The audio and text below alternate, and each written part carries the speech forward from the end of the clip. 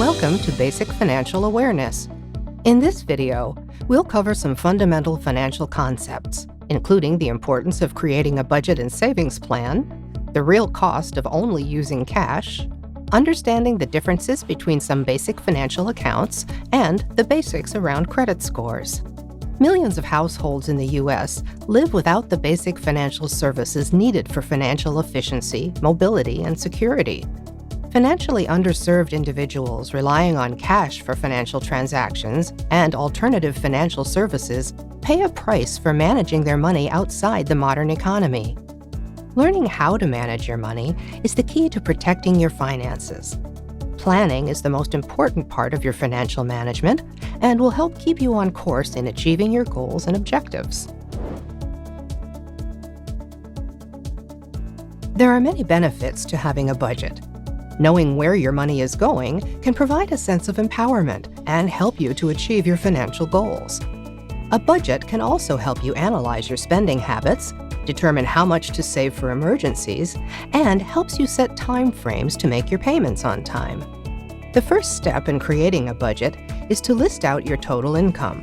This includes your main monthly income, any side jobs you get paid for, and support or gifts you might receive.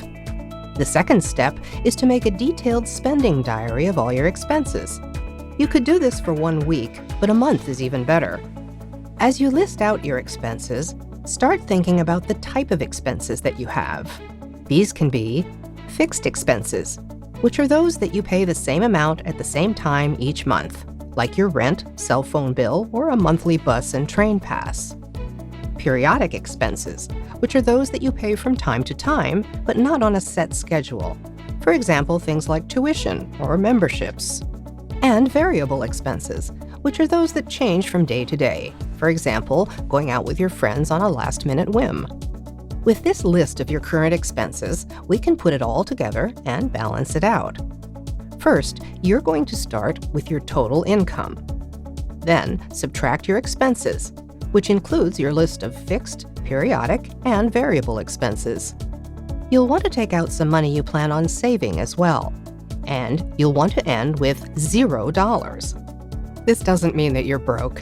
It just means that every dollar has been accounted for, including those that you've added to your savings, which is your safety net for unexpected expenses like accidents, job loss, or even a pandemic.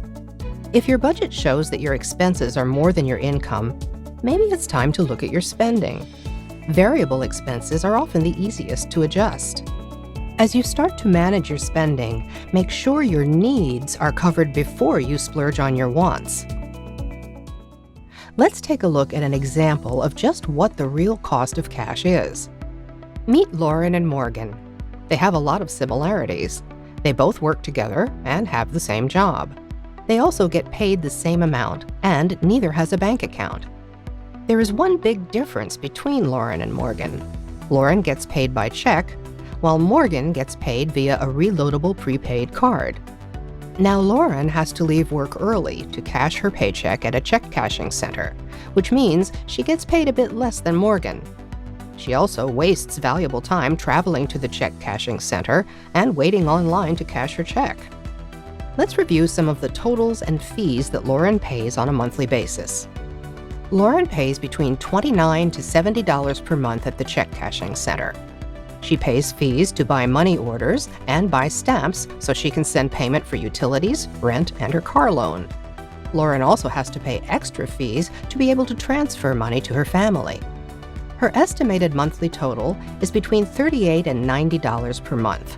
That's the cost of cash for Lauren. Now, let's compare that with Morgan. Morgan gets paid via a reloadable prepaid card, so there's no fees to cash checks or for money orders or to purchase envelopes and stamps. Morgan can use her prepaid card to pay her bills online. She can also get an additional card on her account and send it to her family. Morgan knows how to avoid ATM fees, which can cost up to $4.50 per transaction, by getting cash back when she makes purchases at stores with her prepaid card. If Morgan ever loses her card, she can get a replacement.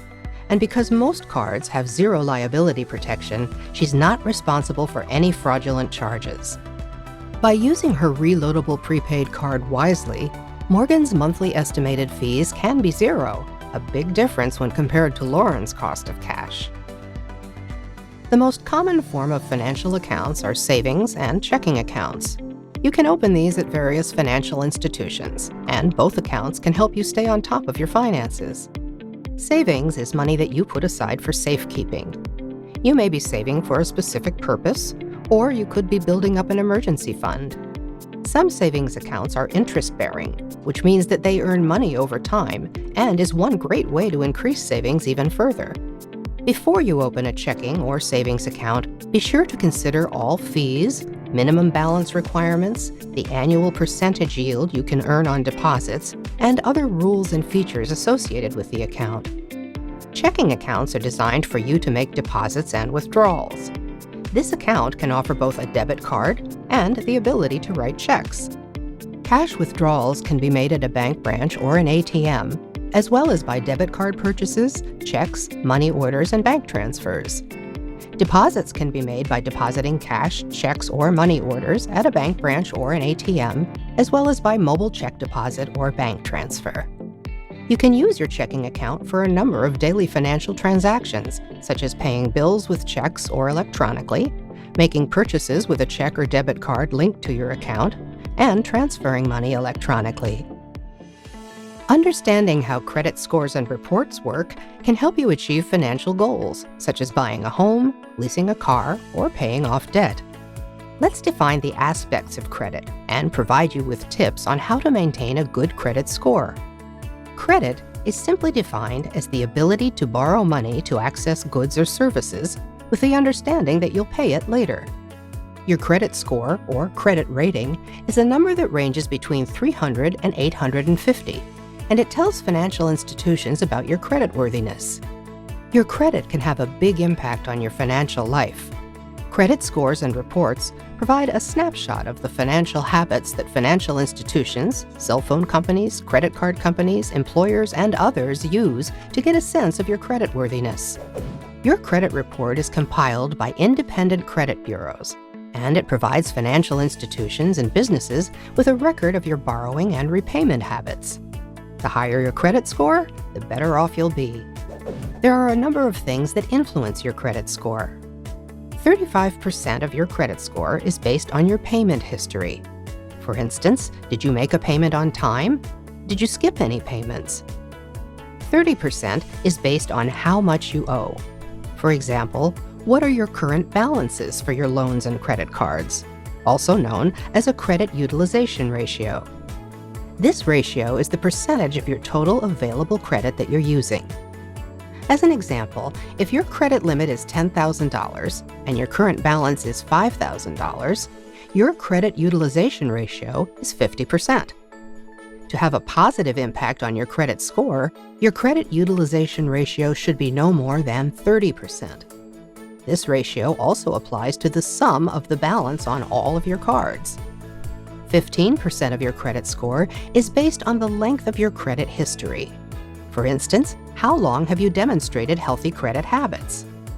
10% is the type of credit used. For example, do you have a mix of credit types, loans, or just credit cards? Although you don't need to have all of them in order to have good credit. And finally, 10% is the number of new credit inquiries you make. Are you applying for a lot of credit cards? However, if you check your credit, known as a soft credit check, it doesn't count against you. One thing you can do to maintain your good credit score and avoid identity theft is to regularly check your credit report and dispute any inaccuracies right away. You can check your credit report regularly on the websites of the 3 major credit bureaus, Equifax, Experian, and TransUnion. Thank you for watching this video on basic financial awareness. For more information, please visit our website at masteryourcard.org.